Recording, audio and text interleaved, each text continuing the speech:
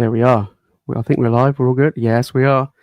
Welcome, everybody, to the 4th episode of the Collector Cast. I am joined here with Mike. How's it going, mate? How's things going? Yeah, not so bad, thank you. How are you? Yeah, doing pretty well. Had a recent A submission, which I got pretty wrecked on. Got a few cards. Well, I got a few more cards to send off to PSA. Hopefully next week when I go to the London Card Show. But interesting time with the market and grading right now. Something we're going to talk about today. We're going to talk about a little about the market, the situation, what's going on over here in the UK, and we're going to be talking about a little bit about grading, specifically ace grading. And Mike had some very interesting slab returned back, which you'll see in the thumbnail. But yeah, Yep. So how are things on the market front, do you think, at the moment with Pokemon? I don't like to say it often, but I mean, you can pretty much buy whatever you want right now, and it's probably going to go up in price.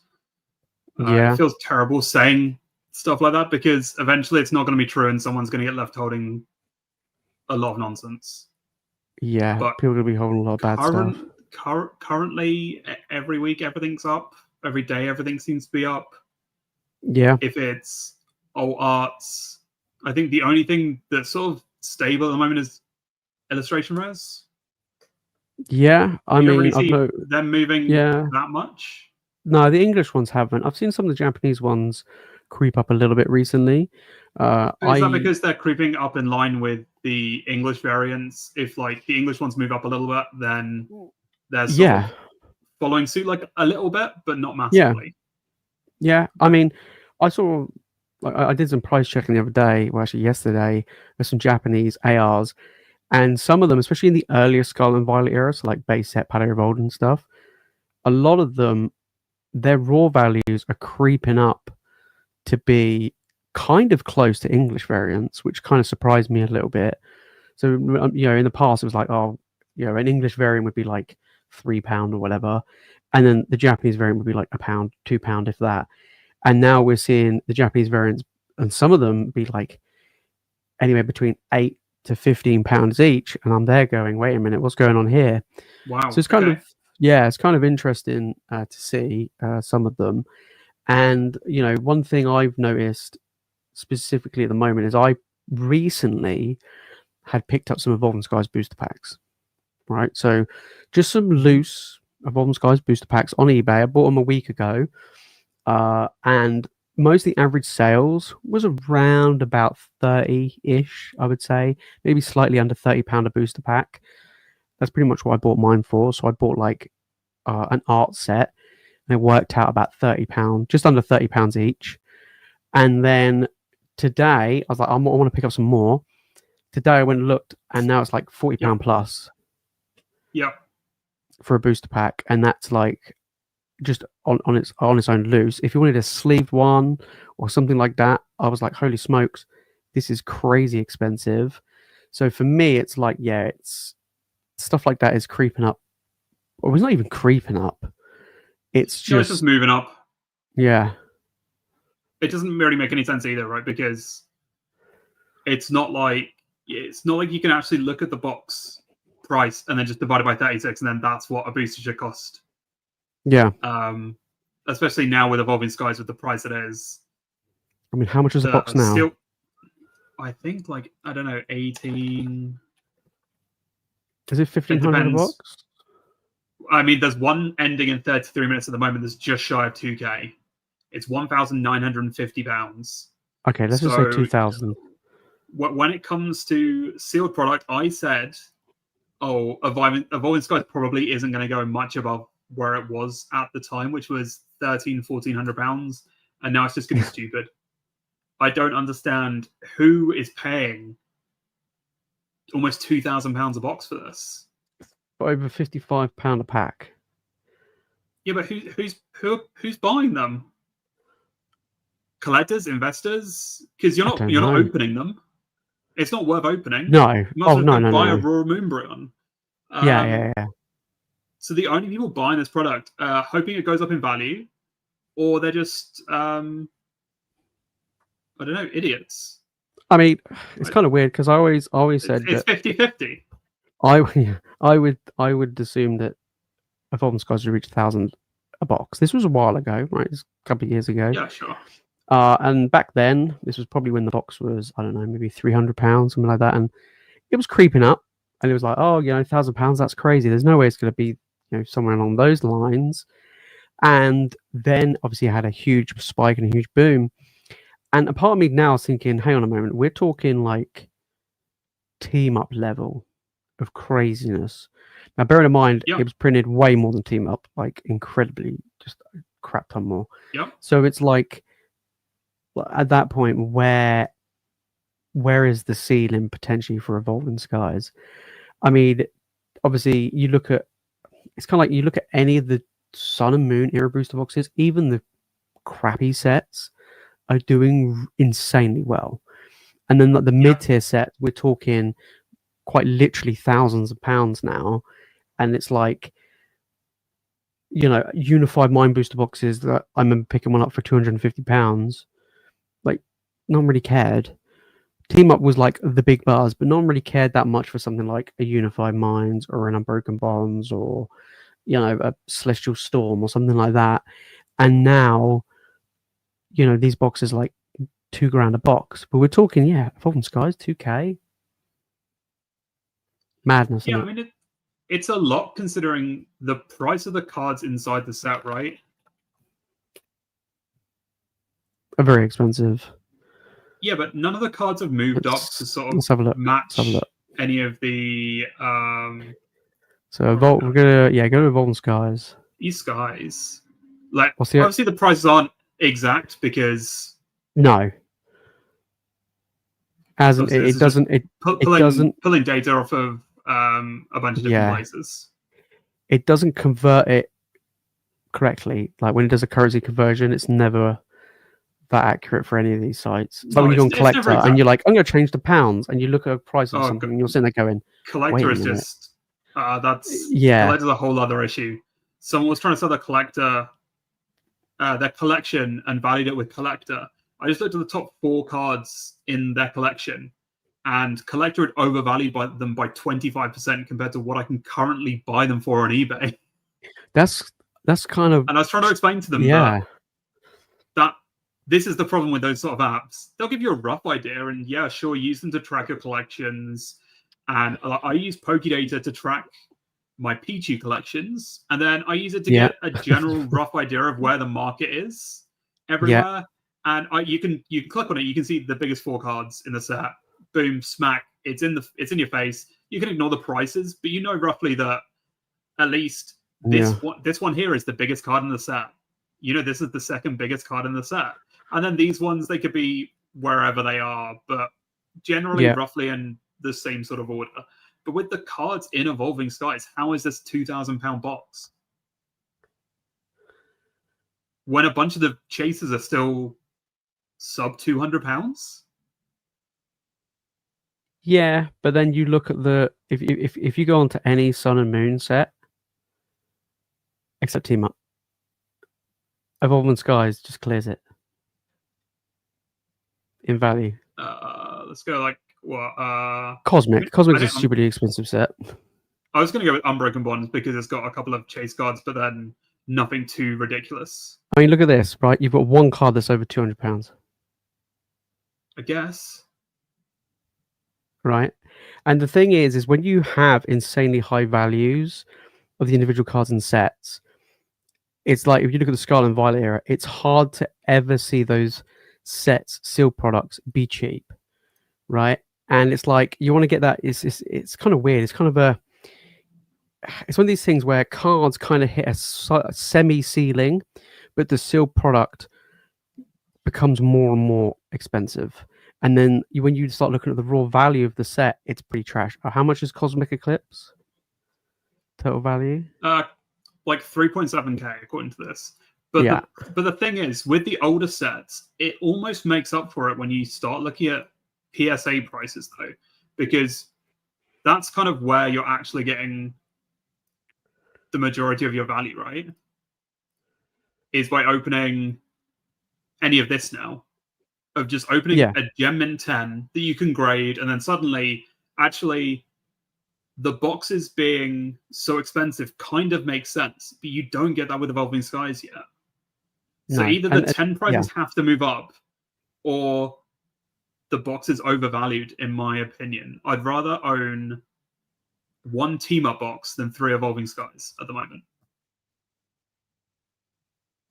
Well, okay, maybe 2.5 Evolving Skies. Yeah. I don't know what team up's selling for at the moment, but the last time I looked, it was around 4K. But then I know that sale got taken down because I was bidding on it. All right. And someone bought it off of eBay. So I mean, above 4K, 5K, potentially 6, but yeah. I mean, this is so if we go to Scarlet and Violet era, right? If you had to choose one booster box set to be, I don't know, the equivalent of an Evolving Skies level, if you want to call it that, which one would you go for? Evolving Skies level, probably Destin Rivals just off the bat. Yeah. For me, it's got the most good artworks in it out of all of the Scarlet and Violet sets in general. It doesn't have the best artwork of the set, but it has just like I don't think anyone can argue that these 4 SIRs are all killer.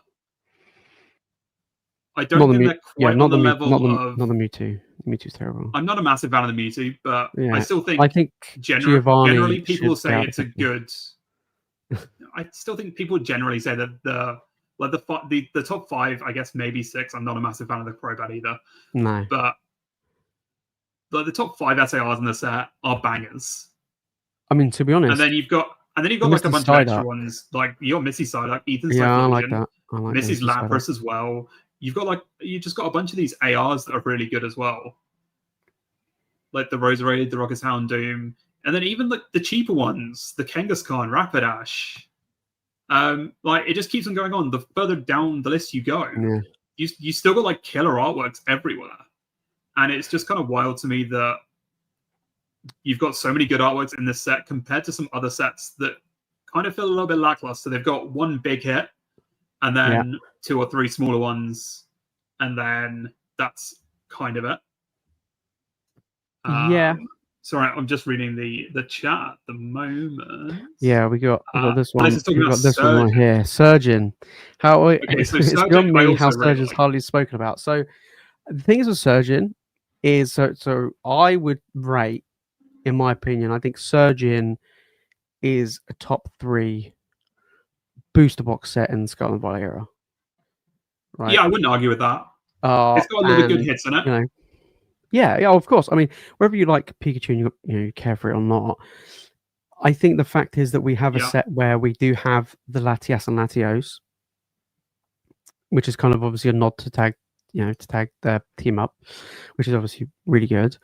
I think on top of that, you also have just some nice SIRs as well. Like I love the Milotic. I think the Hydreigon's really nice as well. The set, even though booster boxes are expensive, the set itself it's been quite a lot of Surging Sparks. They've been jamming Surging Sparks in so many different products, from tins and collection boxes and stuff like that. A lot of packs were opened and the prices just fell. But the overall value of the set, it's quite funny actually we're talking about this, because I literally yesterday I just finished doing my Scarlet and Violet tier list, and I went through all of the sets and their values and everything.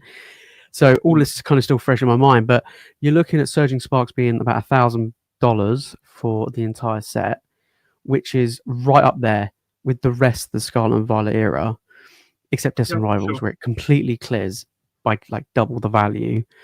I think it's a very, very strong set. If I had to compare it to like a level, to like if you had to compare it to Sword and Shield, if we say like Destin Rivals is Evolving Skies, let's say, I would say Surgeon in my eyes is probably somewhere in the region of like a Chill and Rain Fusion Strike level. Okay. It's like up there. So from a buying point of view for singles, slabs, I really like Surging Sparks, particularly the Latias and the Milotic. Yeah. Now, these 2 cards, they have lower 10 pops than they have 9. And I love it when I see that whenever I'm looking at any card. People in the Discord will know I'm a big fan of seeing a low gem rate on a card. Pop's sort of kind of irrelevant, but if you can see that the majority of people sending these cards aren't 10ing them, it just means that the 10s are stronger. You're less likely to, at any point in the future, someone randomly just sending a bunch of 10s and sending a bunch of cards in and getting 10s. Because there's obviously some sort of print quality issue is normally the reason why you end up with a bunch more 9s than 10s. So how many Pikachus are there? Quite a few cards. If you go on Pikachu is also one of them, but I'm just not a fan of the artwork. But what I was going to say is, compared to this and the Latias, is this has also been heavily graded more. Yeah, look how many copies have been graded. So I think that's also a factor as well. Is it's kind of like, yes, there's technically less Latiases there in 10s, but it's because less of them are being graded. Now, is it because the card is harder to pull? Probably not. So it's like, are people even that bothered getting it graded? I think the main likelihood is probably just because the Pikachu is the chase in the set. Yeah. So it's probably the easiest one to move on if you're grading it to sell. But I don't think having a high pop. I don't think having a high pop matters. Umbreon is a prime example. No, I think. Or another example, I'll give you another one, which is the Hidden Fates Birds promo. Oh yeah, you have tons of those. Yeah. Yeah. There is a crap ton. Yeah, if we find that one, there is a absolute. No, Sun and Moon. Oh yeah, in the wrong section. Yeah, I always think it's Sword and Shield. I don't know why. It was literally the picture for it as well. Yeah. How many of these are in a 10? Look at that juicy number. Nearly double. Now, yeah. Yeah, nearly double of what's in a 9. And yeah, I mean, so this having such a high gem rate is a reason why I wouldn't pick up them as any sort of investment. I think they've had their hit. They're coming back down. I think if they ever drop back down to 130, 140 pounds, it's probably worth buying them. But at the current price, it's unless you want one for your PC, it's probably a good time to pick one up. Yeah, Hidden Fates is on a mad run at the moment, just as a whole. If you like, not in just the promo, but just the ETBs are ridiculously expensive now. Long gone are the days where I wanted to get 100 of them, but it's it really has something to do with this very expensive right here. This card has gone through the roof. Yeah. He was always ridiculously expensive. He was like the big. He was always expensive. Chase card. But look at this. Just in general. Wow, yeah. Wow. There was a point where they. Decent amount of 10. I was struggling to sell mine at 750, and then it jumped up to like 900, and then suddenly everyone was interested in it. And it's weird how that works, isn't it? Like, people love chasing the hype, and people need to stop doing that. So what you're saying is people should not buy the Seismitoad? Yeah, no, not at all. No, never buy into the hype. You either need to get out in front of it, be smarter than everyone else, know what's coming, and then already own it. If I had one right now, I would sell it. Yeah, I'm going to stick a mine below last sold, I think, at LCS next weekend. Yeah. Because I'd prefer to move it into something else than... I'm going to realize a reasonable gain in this card because I took it in a trade from a friend at 750. So even if I sell it for 950, that is very good margins on one trade, even though I've held it for more months than I wanted to hold it for when we took it in. This was a very big trade for us when we took it in, being pretty new to the vending scene. We took it in our second show we'd ever did. So to effectively hand out £600 of stock into one card that was probably like 10% of our stock. It was in one card at that point. Damn. which is just kind of crazy to think about. But yeah, oh yeah. I think, I mean, he got the card back. He didn't want it anymore. I was like, it will look really good on our table having this like £700 card because it was the most expensive by far thing that we had. And then we ended up picking up a Magikarp in a 10 the same day as well. So it still got dwarfed. Damn. So we got a question here from Alex. What set do we feel like is the most underrated in the Scarlet and Violet era? I'm intrigued to think what you're going to come up with. I know what my pick is, but underrated. Yeah. I think there are a bunch that are just fairly rated. It depends where we're thinking of going with the term underrated. If we're talking about undervalued in sealed terms, or just an undervalued. I think a set where like it's a potential dark horse, right? So like an example would be Fusion Strike. Fusion Strike was a set which literally no one gave a shit about. It was terrible. You know, you had the Gengar, but that wasn't like back in the day. That just wasn't enough. No one wanted Fusion Strike at like £80 a box, right? So, and then look at it now. So to me, that would have been a dark horse or an underrated set. So which set do you think? It's kind of strange because everything's going up right now. But which one? I'm going to go crazy on this one. For me, it's a toss-up. No. For me, it's a toss-up between Journey Together and Scarlet and Violet base. Which just sounds terrible now I've said it out loud. Journey Together and SV base. Yeah. I would say for me, I'm sticking to it. I've been saying it for the longest time. Mine's still Temporal Forces. I don't know why. It's just something that draws me to Temporal Forces that I think has the potential to be an underrated set. What I have with Temporal Forces is outside of the Ghastly and Morty's Conviction, I think, I guess the Source Buck as well. I think generally the artwork is pretty bad. See, I think it's got a couple of bangers like the Drampa. I think the power of the Legendary Beasts has the potential. Yeah.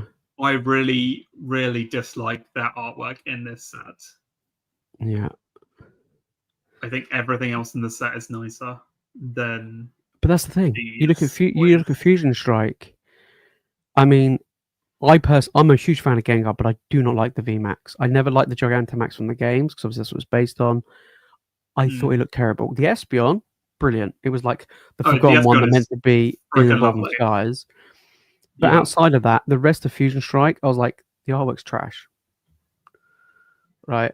Yeah, sure. I mean, if you want to go with like potentially a set that would be very like comparable, that would be Twilight Masquerade, where you got the Greninja as like the big powerful card, and then you got like an Eevee, I guess, on that kind of similar thing. But outside of that, yeah, I mean, it's kind of weird because everything's going up, so it's like it's like shooting fish in a barrel. You can literally just name anything, and then boom. In my opinion, the worst. I kind of like giving away what I did in my tier list really, but out of a booster box set, I would say I think I ranked one of the worst was Obsidian and Stellar Crown. Wow, Stellar Crown, really? Yeah, because I felt like one, the value of the set is absolute dog shit, and two, it suffers from being a small set. And unfortunately, with small sets, it means it's a lot easier to have those cards in circulation. It's less desirable in the future for people to open because it's so much easier to get the cards that they want. There's no real chase there.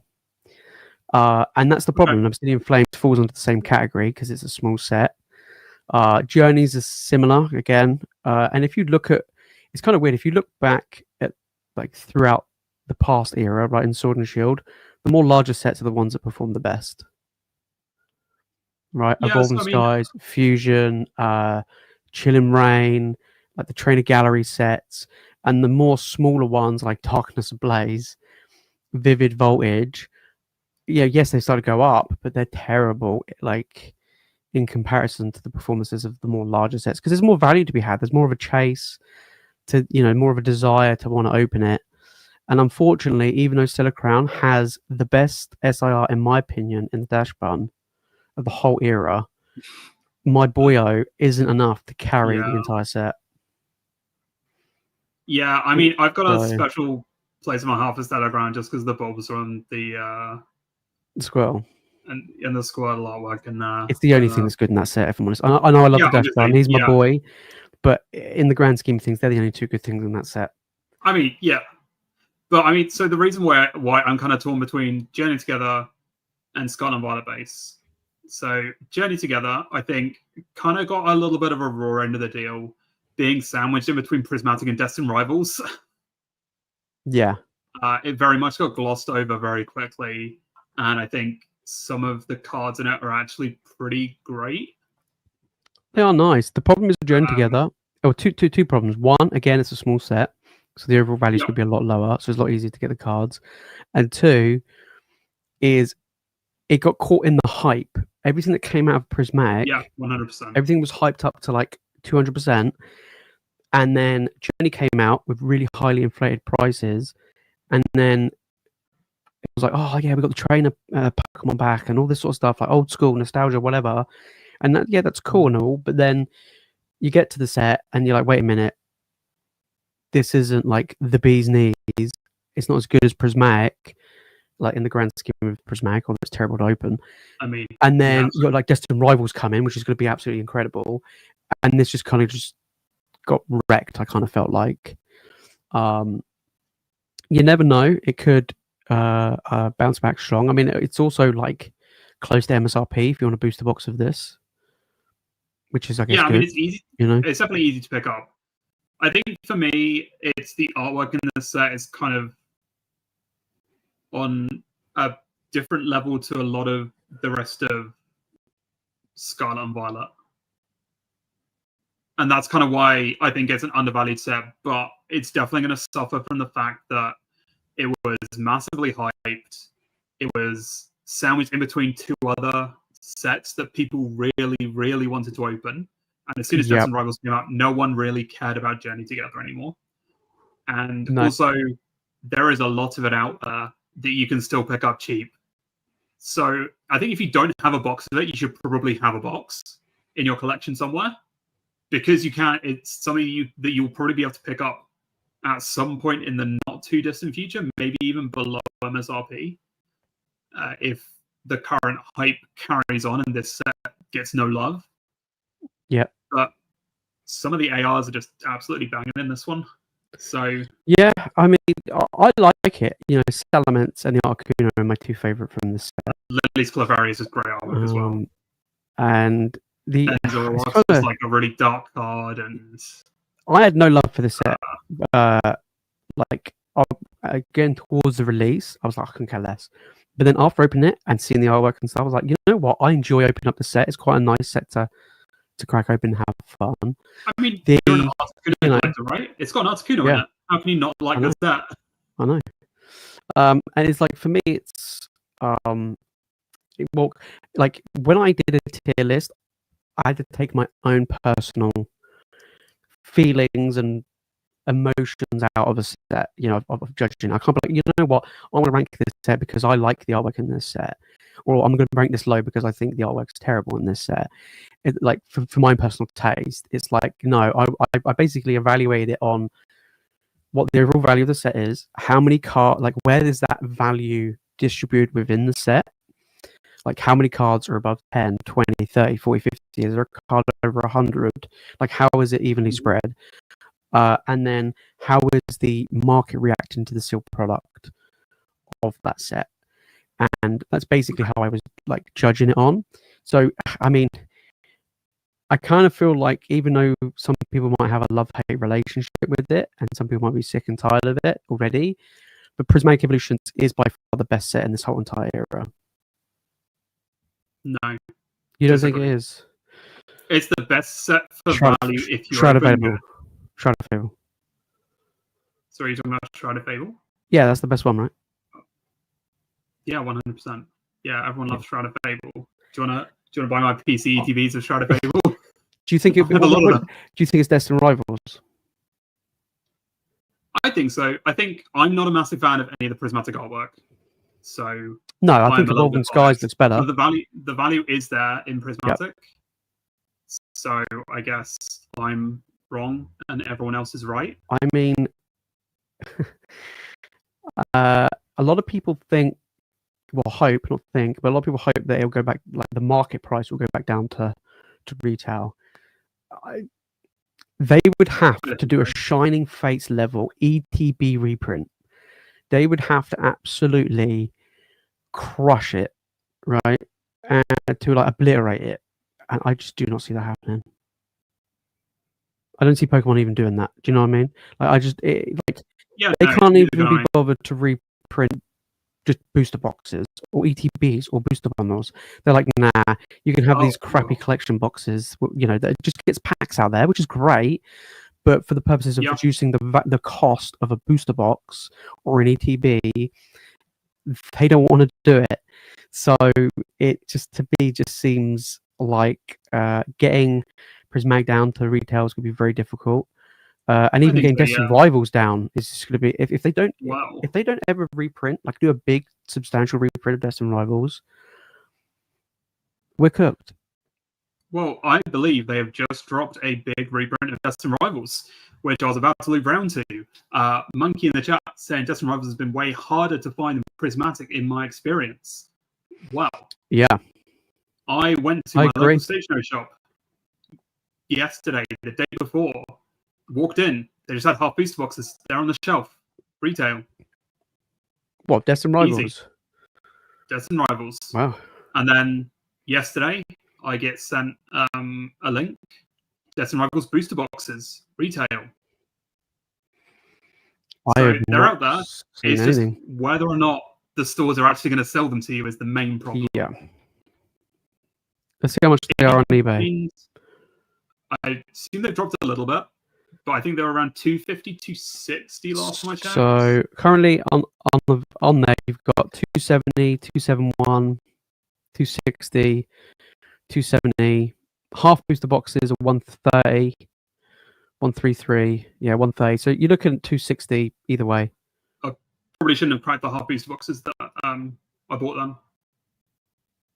Oh, well, I mean, half booster box sold for £87 and 130 on the same day. Because that makes sense.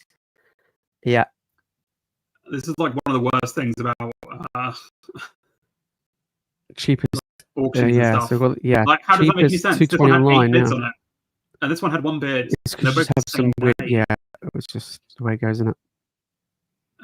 Maybe this one's unsealed. That's why it's only £87. Oh, well, there you go. But yeah, I mean, they just had them at retail, and then when I picked up the half boxes from the stationery shop, I said to them, I don't suppose you've got any full boxes? And they said, yeah, we're getting full cases next week. So they're out there. It just depends whether or not the stores are actually going to sell them to you. And that's the main problem.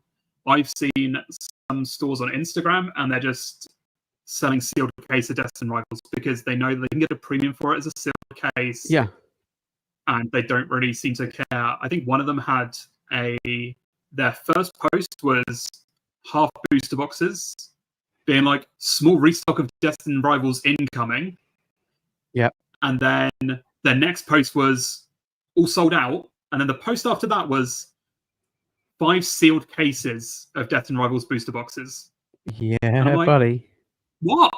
Like, first of all, you weren't even selling the half booster boxes at retail. You were selling them at whatever, like slightly less than market. Yeah. And now you're trying to make yourself sound like the good guy while also being a scalper at the same time.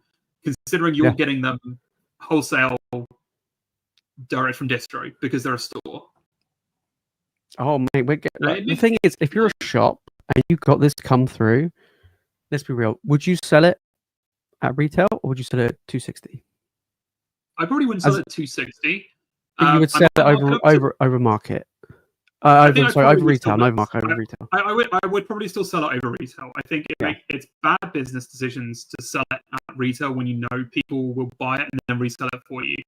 Yeah. Or you could go the route of you sell it to local players, locals that come into your store regularly. I don't know, maybe you even put it on your website, but give locals a discount code or something to bring the price down reasonably. Yeah. But then, sure, if Joe Blogs in wherever Manchester wants to buy from my little shop, they're going to pay a little bit less than eBay prices for it. I'm happy to sell it to them if they really want it, but I want to look after my loyal customers first. I don't understand. I would do that. Why stores I mean, to do that. If I had them, I would put them on the site under market, but I would also probably do it at a priority to people who are like active, loyal customers first. They would be the ones that would probably get reached out first and contacted like first priority, and then go from there. And that would probably be what I would do. But I think, in all honesty, I know it sucks from a customer point of view, but as a business, it would be silly to sell it at retail. Yeah, I don't think you can just like sell it at straight retail. But then again, if someone is gonna buy it in my store, not that I have a store, but if I had a theoretical store and they wanted to buy it in my store and they were going to crack it, I would sell it to them at retail. Yeah. I'd be like, yeah, give me the 100, whatever it is, £154 now, Mm-hmm. or whatever it is. And yeah, if you're gonna sit down over there and crack it, like, yeah, I'll rip the plastic off for you. Yeah. And then just have a whale of a time. Yeah. If you want to DJ in the box, then I'm going to give you a discount because I'm a gambler. Yeah, boy. I mean, yeah, we got Mike coming in here saying, Destined Rivals was not a reprint; it was just a restock. I mean, that to me makes more sense, only because typically when we've seen reprints, especially in the Sword and Shield era, we saw like they were everywhere. And then when I mean everywhere, like your normal, I guess, just the big online retailers, Magic Madhouse, Chaos Cards, or Turtle Cards, or any of those kind of like big ones, you would see it. You would get an email notification, whatever. You would see it just hit the stores on there at retail, and that's what you kept seeing. You saw it with Evolved Skies several times; they kept reprinting it. You saw it with all the other Sword and Shield, but it's like with Scarlet and Violet. This is what I was saying earlier, but I just feel like Pokemon is just like, you know what? We're not going to reprint booster boxes. These are potential restocks or whatever it may be, but it's not on the volume of what a reprint would normally typically be in the past. So it's kind of weird. It's not even with Destined Rivals either. It's the same with like Prismatic. They announced that they were going to print way more Prismatic to people, but it's like, okay, and they're doing that. I mean, you've got like 8 million packs going to Sam's Club in the US alone, which seems a crazy amount. And you're there going, okay, but like, we're not talking about like the products that people care about. These are like either brand new products that have just packs in them and stuff like that. So I don't know. I think with the whole Prismatic reprint, if we're just going to end up with the same as 151, where they're still getting 151 restocks in America on the regular at Costco. They had UPCs or I did see SPCs, that, whatever they are, like the Mew boxes in Costco in America, just reprints.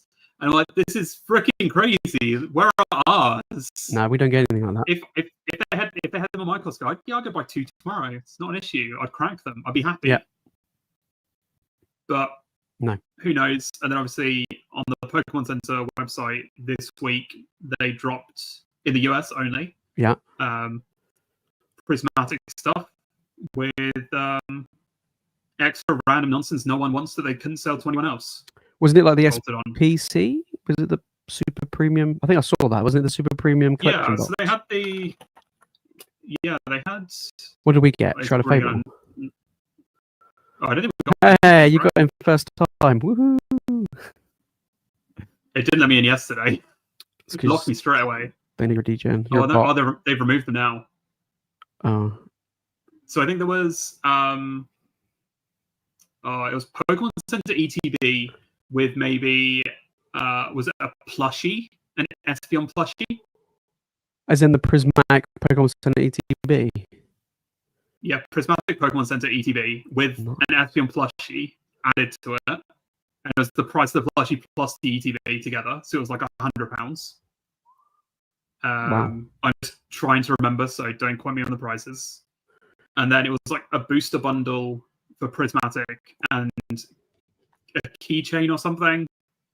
Go on to booster packs. I wonder if maybe it'll be on new release. Oh, no, they've straight up removed it. All right, yeah, go on booster packs because it was the new product and it was mixed in with all of this stuff. Okay. So they've just straight taken them out now. I think they accidentally added them to the UK site. Yeah, Mr. Smooth's coming in. There was a booster bundle with a cup, and I want to say a keyring. Yeah, that was it. Yeah, but effectively put the booster bundle. It effectively put the price of the booster bundle to just below market price. So apparently, if you search bundles, they'll appear. Search type in bundles. Here we go. Yeah, so we had this pop up, an Espeon plushie. And did it actually go live? In America, these went live. Not here, though. These never went live in the UK. Interesting. They are on... I mean, that's a cool little plushie, but... £75. And then, yeah, this one, you got a mug, an Espeon pen, and the bundle for, £45. So just below market. Still a good price. And you got a bunch of extra stuff that you didn't really want. But obviously, people are going to buy them because it's still, £6 under market price on that. And obviously the ETV was a slam dunk because these are still selling for significantly more. But we didn't get them here. No, we didn't get them here. And the purchase limit for 2. Does that say 2? Yeah. Yeah, wow. 2, yeah. That's but it crazy. kind of worries me that they obviously know that people are going to buy this product, even if they bundle it with a bunch of nonsense. So I'm worried moving forwards. Yeah, but I'm worried moving forwards what's going to happen. Because if they realize that they can sell stuff above retail themselves by bundling with other stuff and people will still buy it, then we're going to end up with all of this literal e-waste garbage of, well, I guess not e-waste, but plushie waste garbage that I don't want an Espeon plushie, but I would buy this bundle because I want the prismatic ETV. Yeah. But then what am I going to do with the plushie? I'm going to either try and resell it, give it away. It's going to sit in a box in my office for the next few years and then eventually end up in the bin. Yeah. They're basically doing what distributors do when they try to shift crap they don't want. And you basically have that. Yeah. This is the thing. If Pokemon are selling it directly, they're bundling up the sought after products. The chances of the chance of it being like, oh well, things will go back to normal eventually, is becoming less and less likely. Yeah, and I think they're kind of okay with that. Yeah.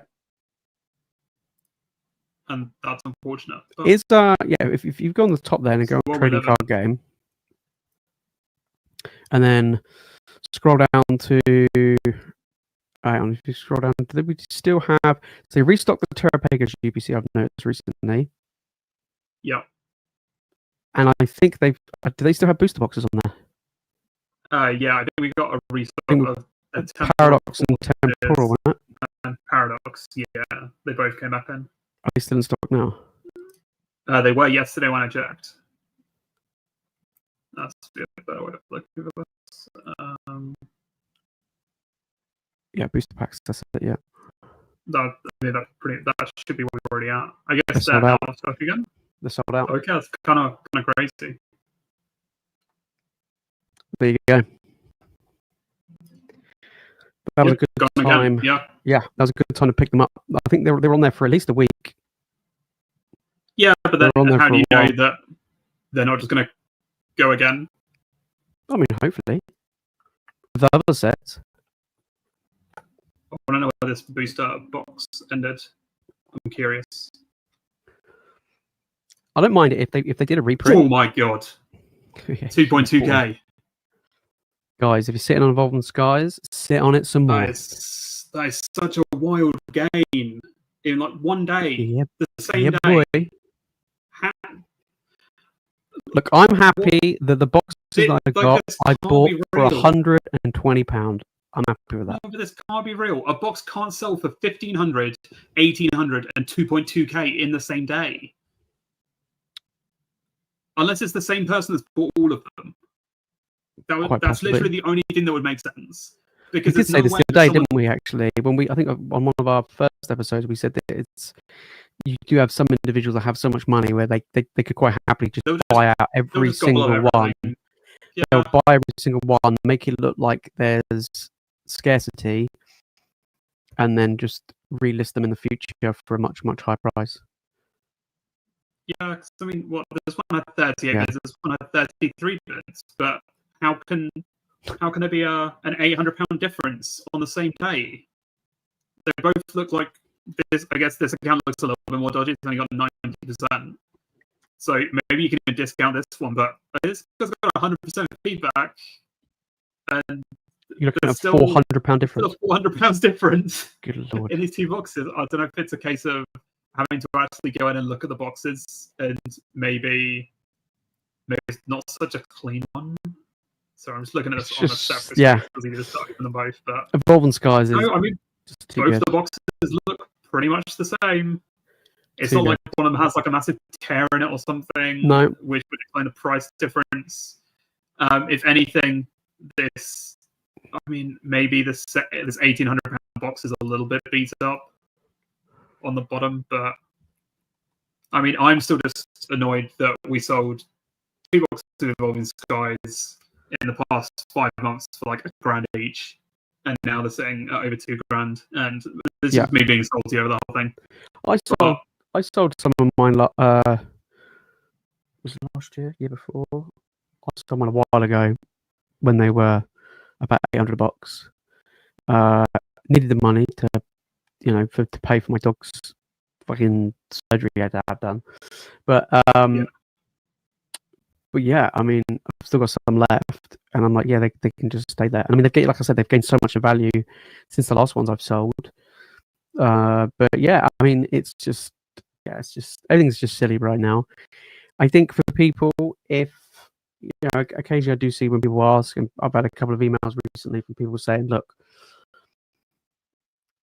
should I? What should I buy next? Like, what should I get? And I'm like, at the moment, if I'm being perfectly honest, buy what you like, because everything's going up. You'll be a lot more happy buying something that you like to have than maybe something where you don't really care that much about. Because if you like it, if it doesn't do that well, then you're probably not going to feel as bad as if you bought something you didn't like and then you were let down that it didn't do very well. So yeah. So for me, I'm like, just buy what you like. I haven't bought a booster box to add in to my stuff for a long time. Like, as in, I would buy a box when it comes out, if I can get it retail pre-orders or whatever, and then that's kind of it, right? I got Distant Rivals, I got a couple of boxes, and I've just kind of left it. I'm not interested in doing anything. I'm not interested in buying anymore. I'm just happy as it is and just leaving it there. So that's basically what I've been doing recently. I mean, you've been going for the graded cards and the single cards aspect of things, which obviously is probably a lot easier to shift and sell when you are going to card shows than if you were buying sealed product. Yeah, I think it depends what it is, obviously. If it's something big and you're one of the only people in the room with it, I imagine getting rid of certain products is probably pretty easy. But if you're just stocking the same stuff everyone else is, like if you turn up with Fusion Strike, Lost Origin, Prismatic, like those sorts of Prismatic, you're going to be competing with too many other people to really make them up. But obviously, if you turn up and you've got, like I'm looking at the moment, a team up booster box, sure, the amount of people in the room willing to drop that sort of money on the box is so slim. But also, if you're the only person with it, you can kind of demand a massive premium, specifically at card shows, for a premium booster box in good condition. Yeah, I was kind of curious to see where team up boxes were at the moment, like I said, I was bidding. I've rarely ever seen like last month. a team up, but I like just team up just seems to like be a myth to me. Yeah, I was bidding on one last month, and I think I didn't want to pay too much for it. The last 2 boxes had sold for around $4,000.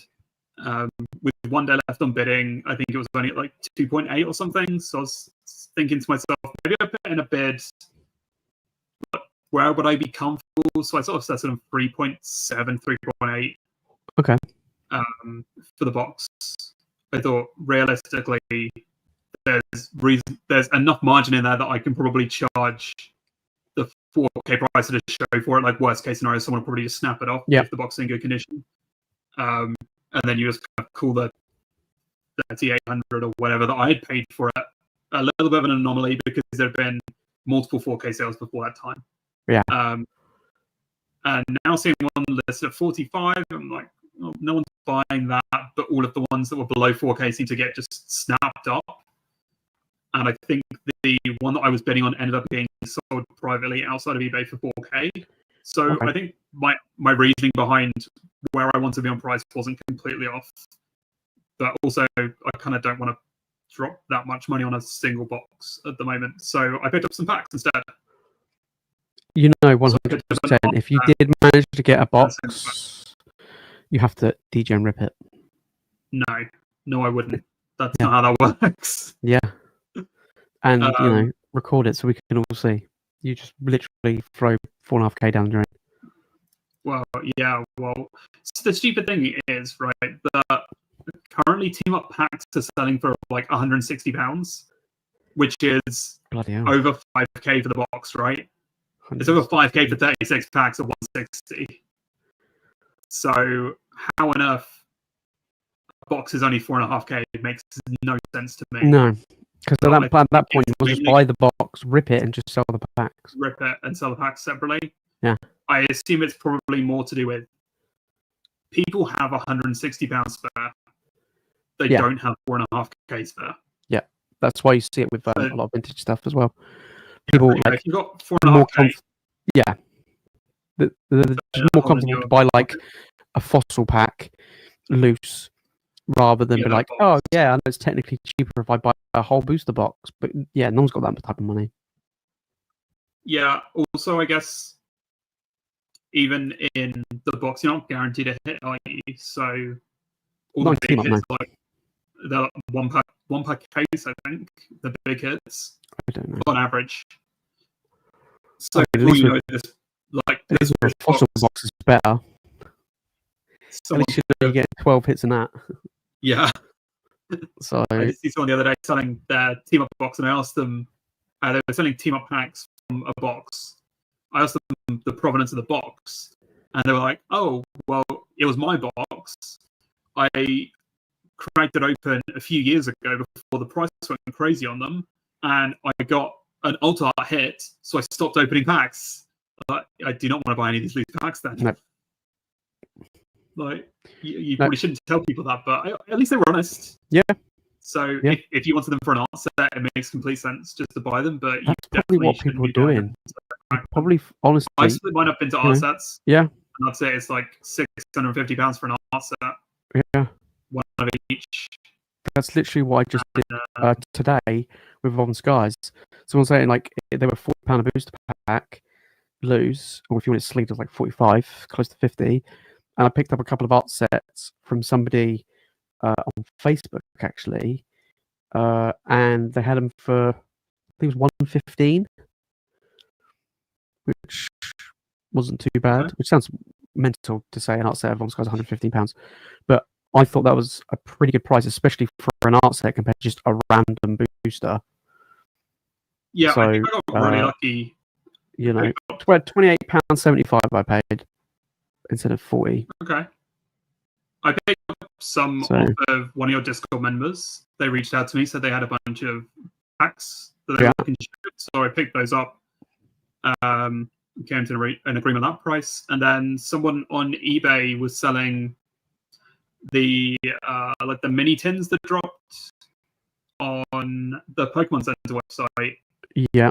Was it last month? Earlier? Yeah, it must have been last month. that had Evolving Skies in them. Mm-hmm.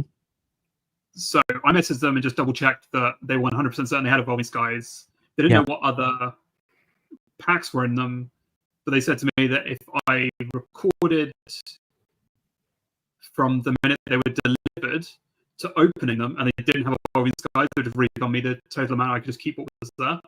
Oh, that's cool. If it didn't have Evolving Skies. And I think he was selling them for £20 a tin, £22 a tin. So already, if it's got an Evolving Skies in it, I'm quids in. Yeah. And if it doesn't, I get whatever booster in there and I get a refund. It was literally a no-brainer. So I just bought all of the tins he had. Wow. And then went and recorded, and every 10 one of those guys was Darkness Ablaze. Oh, you literally got the best set and the worst set. Amazing. Best and worst in the same 10. Yeah. So I was like, I was just like, no one's going to buy these Darkness Ablaze packs from me. And then I had a quick Google, I went onto eBay, and turned out people do just buy art sets of Darkness Ablaze. Yeah. So out of all of those tins, I got 2 art sets. There you go. And out of the Evolving Skies tins, I got 3 art sets. Ended up with 5 art sets of Evolving Skies, including the stuff I picked up off Discord. So I was loving life at that point. Have a look at Crown Zenith. Search for Crown because I picked up some Crown Zenith packs the other day. And it's going to be very expensive. I was like, look, I need Crown. I was like, I need Crown Zenith packs. I want some Crown Zenith packs to put in to my mystery packs. And when I saw the price of these, I was like, good Lord, Crown Zenith is silly expensive now. Because the hits are so good in it. Yeah. I was looking at buying these Sea and Sky boxes for so long. I remember seeing a video back in February, and this guy was just talking about Crown Zenith and how if you wanted to buy some product and just invest, and you had room to store these big chunky boxes, just go out and buy all of these premium boxes. I think were these exclusive to America, maybe? Yep. Once again, couldn't find them in the UK. I couldn't find them in the UK. Yep. So I was just like, well, fine, I can't buy them. Scrap that plan. I didn't think about why is he actually buying them, and he wasn't buying them because it's sealed and it's a good investment. He was buying them because he just knew that eventually Crown Zenith would be worth money. Yep. I remember like way back when it had a big ETB reprint. I was like, guys, it's £40. Buy it. It's going to be good, And even like the Zacian Zamazenta premium boxes as well. I was like, honestly, pick them up. They're going to be really good. And looks, look what happened. I mean, I have a couple of, I have a few normally TPs, but I also got 2 of the basically the Pokémon Center version. It was like the Elite Trainer Box Plus or whatever crap it was. So yeah, I mean, look at the prices. You're about £15 to £16 on average per pack. Yeah. If you go for like the tins and stuff, they're really expensive. Yeah, I think someone in your Discord said they had a bunch of tins. I think I took a picture of it a couple of months ago. Yeah, it's a great set. It's so good. But this is a prime example of Crown Zenith being so heavily printed. It was very heavily printed, and I actually had like actual reprints of ETBs, and look at how well it's performing. The overall value of the set's not great, but it's doing, overall people love it, and at the end of the day, if people really like a set, it's going to do well. So I mean, 151 is a prime example. Yeah, I think that's pretty undervalued at the moment. 151, yeah, I think so. Yeah, it seems kind of stupid to say, but I think in 5-6 years, they're going to be very expensive booster packs. Yeah. Hidden Fates level. So, so I think they're on my list of sealed stuff that I wouldn't mind holding, and it not increasing in value. If it doesn't appreciate, I don't think I'll be upset with 151. Get boosted bundles. If you want 151 to keep sealed, get booster bundles because they've just been restocked not that long ago. Prices have already bounced back quite a bit from them already. They went down to like £10 a pack. The booster bundles are now creeping back up. And them and blooming water boxes, they're honestly probably the best value for money when it comes to 151. Like ETB, if you want the biggest return right now, it is the booster bundles because you get 6 packs in it, and compared to the 9 packs you get in ETB, where normally ETB is like what, £250 or whatever it is, you can pick up what, 3, 4 booster bundles? Yeah. No. Yeah. For that, how many boosters? Yeah, 3 booster bundles, maybe 4. So you're looking at a lot more packs. And if the pack value is, let's say, the same as like Crown Zenith, when it goes to that level, yeah, those booster bundles are going to be a very lucrative. Look at that. I mean, it was £60 when the restock happened. Yeah, I picked up a few, and they were £60 when the restock happened, but yeah. Yeah, it's got to steal like 700 for the case. Mate, we should have bought that one that was at the LCS back in February. How much did they want for it? I can't remember. I think it was like 640. It wasn't much. I think it was 640, maybe even less than that. Oh, yeah. I remember having that discussion, right? Because I think at that point, bundles were like £50. And I was like, well, there's 10 bundles. So surely like £500. But now, I mean, and in the future, it's still going to be very good. So yeah, honestly, so I think now's a great time to get 151. Like sealed bundle case versus just bundles, I think I'd be fine with either. I don't really think I want to pay a massive premium on 151 to have the sealed case. I think I'd be fine just picking up bundles when I see them. I think you'd be paying a premium to get an ETB now. I think your return would be just volume of packs over an ETB. Yeah. Because like they also have the ETB promo though. That's like £90 a turn. I mean, you look at even if the ETB went like £1,000, which isn't like unrealistic if you look at other previous older ETBs and stuff like that over time. It's like for the same price, what, 280 in ETB? So you look at what, 4 booster bundles? What's that? That's 24 packs. Let's say the average pack went up to, I don't know, £30. You're going to be, I think you're going to be cooking on the booster bundles. Oh yeah, the booster bundles definitely better if you're looking at per pack value, unless the Snorlax promo explodes, and then obviously the ETB is significantly better. But I can't imagine that promo ever being worth more than, say, £30. Yeah, it was a very heavily printed product. I mean, they're still printing it. Yeah, yeah, in America though. Yeah. US exclusive, yeah. Yeah, that's the problem. I think booster bundles is probably the way to go. Yeah. It's on my list of bits to buy. Even Blooming Waters is fine. Yeah, but it's finding a store in Blooming Waters is the it's absolutely massive. £150 now last sold. Yeah. It's basically near enough the same price as 2 booster bundles for the same amount of packs. Sure. And you get the cool promos. Yeah. It's just an absolute pain in the ass to store. It's just like money. Yeah, it's ridiculous. But yeah, I mean, so I think those two, I think you could do pretty well with 151. I think Paldea Evolved has gone down in price a little bit. Paldea Evolved booster boxes I saw the other day. They've gone down a little bit. There was that rumors of like a big reprint coming for it. Yeah, I don't think they're booster boxes that are getting reprinted though. How funny would it be if this quote reprint of Paldea Evolved is clearly going to be US only? I've heard talks of stores having it on their order list. The half booster boxes, not booster boxes, half boxes. Yeah, but the booster boxes dropped 230. Oh, that's a damage. That's a damaged one. Okay, fine. So 260. 260. So it has fallen. It was about 300, I think, or more than 300. Yeah, Sure. it was pushing 300. Yeah. Yeah, 290. I put enough for on this one. Yeah, you got 290. 250. Yeah, 290. There's 300. Yeah. So it's just 310.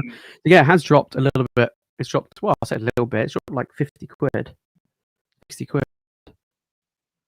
Yeah, and that's just from talks for reprint as well. I don't think we've actually seen it. I think, in all honesty, I don't think it's a bad set to pick up under 250. Like, imagine buying. I know it's slight damage, but if you bought one for 250, like if I bought one for 250, I'll be happy with that, right? Because of how old the set is, and the Magic Cup. Yeah, as long as the Magic Cup keeps on going up in price. Yeah. And then also in Paldea Evolved, where you've got the. I'm not a massive fan of trainers, so I'm going to ignore the Iona being in there. But your starters. Have you got the Titar and the Raichu? Raichu, yeah. You got the starter lineup, which is always a good thing to have. Where am I looking? The value in a Paldea Evolved is pretty good compared to all the other sets. And then we also have in this set my favorite things in the world: more 9s and 10s on like all of the cards. Which has got a lot of illustration rares in the set. The holds pretty good. Yeah, there's a lot of cards that hold good, decent value, and that's what's going to help the set in the long run as well. Underrated on the to the window, and their graphics. Yeah. Oh, I like Paldea Evolved. I've championed Paldea Evolved when it came out. You know, £90 a booster box. It was everywhere. No one wanted it. I opened a lot of it. One thing I did notice over a lot of time was Paldea Evolved is massively underrepresented in ancillary products. They rarely put Paldea Evolved in tins and collection boxes. It was so bizarre. It was like it didn't exist. They were like, yeah, we're going to release all these products during that time. And it was like, base set, Obsidian, Paradox. And you're like, where's Paldea Evolved? So they just didn't want to put any of them in there. It was so weird. So, yeah, that's another thing to keep in mind. Although saying that, there was a more recent, I think it was a tin that came out. I think it was like this. I think I'm going to say the slashing tin, but I'm not 100% sure. It's a recent tin that came out maybe a month or two, well, a couple of months ago now, 3 months ago, that had Paldea Evolved in it. But I can't remember which. I think it was the slashing tin, but there was definitely a tin that came out, and it had a Paldea Evolved, which really threw me off. I was like, wow, okay. Oh, yeah, I remember seeing these, yeah. Yeah, I think you can still get hold of them for like basically retail. But yeah. No, these slashing tins have Journey Together in them. I can't remember which one it was. There was definitely one with Paldea Evolved in. Came out somewhat recently. It's going to bug me now. I'm pretty sure it was 10. But yeah. Paldea Evolved is pretty good. I do think it's nice set. Yeah. Did I miss Rocky? No, Rashid. No, unfortunately, Rocky has not joined us. I will get him in the 15K stream. Don't you worry. He has been a naughty boy today. It's been a bit of a troublemaker. The last few days, bit of a troublemaker. I mean, at this point, I'm kind of starting to believe this dog does not exist. But he definitely exists. I do like my tin hat. There is. Okay, I'll bring him. I'll tell you what. Fine. Next podcast, I'll bring him on. Okay, deal. Yeah. Next podcast, I'll bring him on. I'm going to hold you to that one. All right. There you go. We will give what the people want, which is the sausage dog. The sausage dog of doom. That is all anyone Absolutely. wants. That's why the Dash Bun is the best card in the whole of Scarlet era. Based opinion, but I guess you're allowed to have an opinion. Yeah. It's 100% true. I mean, it's quite funny. I don't actually own it either. It's not even that expensive. Yeah. No. Well, I don't have it in English. I have it in Japanese in an Ace 10 label because it just looks really nice. But I don't have. Find a copy for you next weekend. We'll find you a copy in an Ace 10. Has to be I don't care about PSA, but it has to be an Ace 10 just because it looks nice. has to be an ace 10. Yeah, with the label. If we can find one with a label spelled correctly. Literally, yeah. Yeah. Okay, one thing I want to talk about that actually, ace grading, right? Yeah. Do you think that the price increase and the turnaround time increase will hurt them? Yes. Yeah, 100%. No doubt. Well, sorry, I'm going to backpedal already. In what way do you think it's going to affect them? Because obviously they're at capacity. Yep. They release new slots and they sell out instantly. Yeah. So it's not hurting them financially at No. all. They're still getting all of the money that they could possibly want to get out of every situation. Yep. So it's currently not hurting them financially. It's hurting them. It's hurting their brand, I think. And then Randy coming out and saying, "Oh yeah, well we only put the price up so that we can put the price down later." Like, what does that even mean? No, you put the price up because you knew that you could put the price up. Yeah. You could have kept the price the same and then just lowered this turnaround time. Or you just remove all the lower tiers. Yeah, or do that, sure. You just don't have a basic submission anymore. That would also probably be fine. Yeah. Because realistically, the difference between paying 15, whatever it was, 12 and 15 pounds per card, is £3 really going to make a difference if you're going to grade with the grading company? No. I think the thing that bugs me the most with the fact that they increase the prices is that ace labels don't come as default. Like they don't come included. Yeah. Which to me is like, that's what is kind of a bit of a, a kick in the teeth. It's like, hang on a minute. By the time I add the ace labels, which let's be honest, you probably find the majority of people are grading them because of that. It's that unique thing that it's the thing that defines them. And you're like, okay, well, I have to pay an extra £3 per slab to have this label. Now the cost for the for that same service as I would get from PSA is now more expensive than PSA. You kind of sat there going, and then let's as we know, the value that you get in return if they both got a 10. In some cases, depending on the card, obviously it varies, but you're looking at probably maybe like a 30% price difference or more, depending on the card. Yeah.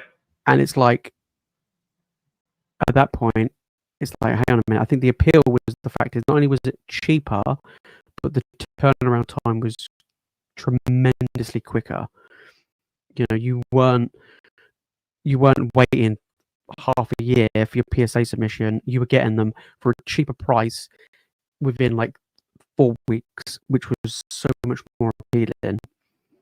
And that's why a lot of people did it. But now it's like, I see so many people grade at the £25 submission, but they grade that like they're vendors, and I see like they're like returns videos, and they're grading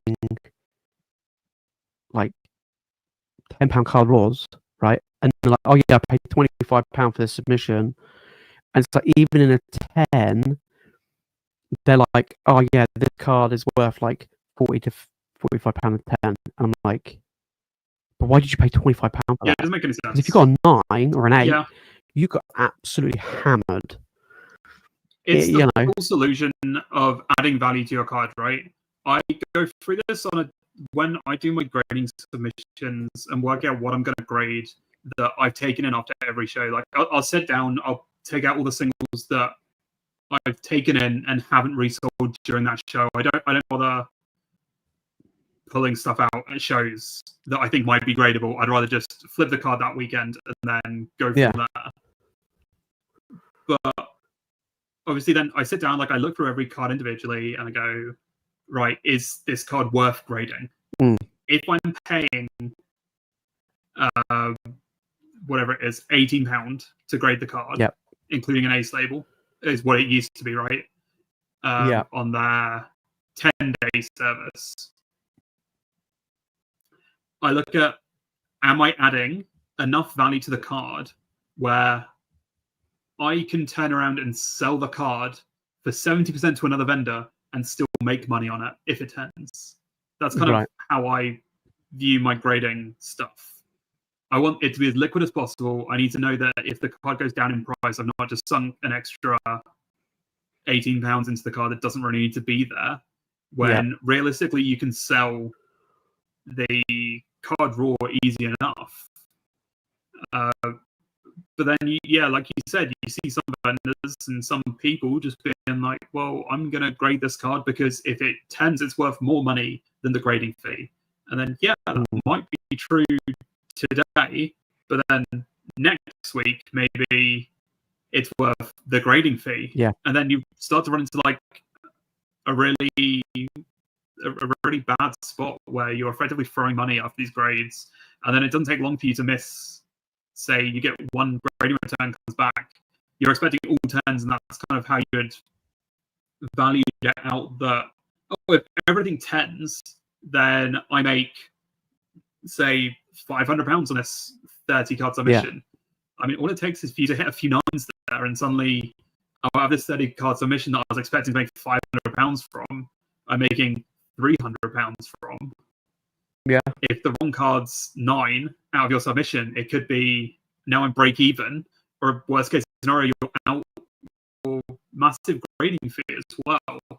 So I tend to err on the side of caution now whenever I'm sending cards in. If I think that there's a chance it doesn't 10, I'd rather just not send it. I'd rather just sell it raw and let someone else take the risk if they want to take it. It could be the mintiest card. The only ones I'll take the massive risks on now are cards where the 9 premium is at least there for the card. So it's pretty much not possible to do that with any modern cards. As you know, modern card 9s are pretty much raw. Sometimes they're less. Yeah, or like raw plus the grading fee or something like that. Like you're not really making anything on it. Factor it all in. Yeah, and also you've got to think that a 9's a lot harder to sell than just a clean raw copy. I'd rather spend £200 on a raw copy I think has a potential for 10ing than a 9. It just doesn't make any sense. Yeah, like one thing I have noticed, I don't know if you've noticed, but I think with the 9s, is I definitely noticed that 9s seem to be a lot more appealing to more people from an ace label perspective than a PSA perspective. So if people are looking at 9s, they're like, oh, you know what? I want a cheaper alternative than try and get a 10. Like I don't really care that much necessarily for like the monetary value, but I want my card to look cool. And let's be honest, the ace label does add that cool factor. So you're looking at a card, you're okay, well, this card in PSA 9 is, say, £50 or whatever. And let's say the ace label, is the same. And it's like, okay, well, which one do I want personally in my collection? If you don't care for monetary value, you're probably going to go for the ace slab just because it looks nicer and more appealing from a collection standpoint. So that is one thing I have noticed, especially with like Japanese stuff as well. But especially on like you look on Whatnot and you do see some people and they're doing slab streams and stuff, and I see these ace slabs go up and they'll be like ace 9s, and there'll be 9s of like Japanese art rares, or there might be 9s of English art, illustration rares or something like that. And I'm like, wait a minute, these are selling for way more than what I just saw recently sold on like for a PSA copy. And it's even on eBay. You go on eBay and you look at the ace 9s to PSA 9s. Ace 9s are high value. It's kind of weird because it's like as soon as you get to a 10 of that same card, PSA clears. Do you know what I mean? It's so weird. It's like, what the hell's happened here? I think it's a collector thing, right? Yeah, absolutely. If you've got someone that just loves the artwork and then they like ace labels and they're just going to put in their PC, do they really need a 10? I think a lot more people have sort of moved to the point where if I want a card for myself, I don't really mind what grade it gets as long as it looks good. If the card's clean, it's got that fancy label on it, it looks like they're very aesthetically pleasing. Ace slabs to look at. Then why would you spend the massive premium to get an ace 10 when you can get an ace 9? Normally significantly cheaper in some of the chase cards, at least. Absolutely. And then that's it. It goes on display. You don't really care that it's a 9 was still considered a good grade. It's obviously fallen by the wayside a little bit now, and it's kind of like 10 or bust. But And then you've got your PSA collectors are all about the value. They want a 10 because people actually look at pop reports and stuff, and they want to be like, well, I've got 1 out of the 4,000 graded, 1 of the 70 graded, whatever. Yeah. Rather than they want to know that they're securing the value of their card. Whereas I think most people that buy ace slabs are just more, I want the card because it looks cool. Yeah. I want the ace label because it matches the artwork and it extends it and it looks cool. Sort of adds to it. It's not bland like the PSA slabs. I mean, I like the feel of the PSA slabs better than the ace slabs, but I know that people prefer it the other way around. It's the PSA labels trash. It is literally just a white box and a wall of text. But they're iconic. Yeah, and I don't know. I mean, I think out of a lot of the big name grading companies, I think they've got the worst label. I think I prefer to CGC's labels, even the new ones. Yeah. I mean, their old CGC labels were terrible, but yeah, I mean, I'm not a huge fan of right now. Anyway. Yeah, I'm not a huge fan of CGC anyway. I wouldn't grade them personally. What were they thinking? Like, how is that a good label? Like, come on, guys. I like Tag. I like how clean Tag is. And Beckett, but it seems like no one really grades Beckett, really, because they just, I don't know why. Unless you can think you can black label, there's kind of no point in grading with Beckett. I don't know. I do have a couple of cards in the Beckett grading pile. I always had the view. I think have a reasonable shot at black labeling, but also if they don't black label, I'm kind of shooting myself in the foot. I always had the view of Beckett was like, this was like maybe back in the day, was like Beckett was the top tier level grading service, right? Because like it had to be, because it was super strict, it had to be like the best looking card ever to get a 10, let alone a black label, right? And then it was like PSA was like the Wild West, where you could literally just send anything in and they could throw out 10s or whatever grade they felt like, and you look at the card and you're like, what on earth are they smoking? And that was, but it was kind of weird because like it's one of these things was like, hang on a minute, the value in Beckett, if you obviously get a 10 and a black label, is so much higher than PSA, but because they're so tough to get them, people are like, no, I don't want to risk it. I might as well send a PSA, and this person can have a really good day, and my stuff, even though it shouldn't get a 10, anywhere else, it would get a 10. And it was just like, and that was basically it. And I think that hopefully we get more and more grading companies that have more accurate and good like reports and tell you why these cards got the grades do well, right? Because hopefully it will then, you would think, eventually force PSA to actually change things and implement things where they could actually tell you why your card got the grade, rather than you look at it and I'm like, look at this, like some of the slabs I got, it got a 10. I'm looking like, why the hell did this get a 10? But then there's other cards I look at and it's like the same card, way better centering, looks so much more better, and it'd be like 8. And I'm like, how has this happened? Like, do you know what I mean? It's so weird. But yeah, not having a grading report from PSA is definitely a bit of it's like a little bit of a letdown. But also, they've started to implement grading reports into their higher tiers now. So at least if you're sending something that's, and you're paying their whatever it is, like $250 service, you do get a grading report now. You get an in-depth view into the grader's mind, because they have to write a report of why they gave your card the grade they gave. They give you a detailed report of how their day went. That's literally stuck in traffic on the way in. Yeah. Oh god. Yeah. Broken. They were out of creamer. Yeah, that's why you got a PSA 4. Yeah. Wife shouted at me last night. So literally, you got 3. Unlucky. We've got a really important question coming in. Where is the Wild West in the UK? I mean, does it have to be in the West? It doesn't have to be the West, but I don't know. It's probably up north somewhere like Manchester. I was literally thinking. I was literally thinking Manchester. I don't know why. That's why I had in my mind Manchester. Yeah. Yeah, I would probably say Manchester is probably would be, I guess, the Wild West. Wild West of the UK is Manchester. I mean, if you went west in the UK and you went to like Devon and Cornwall, that's like not wild. Yorkshire.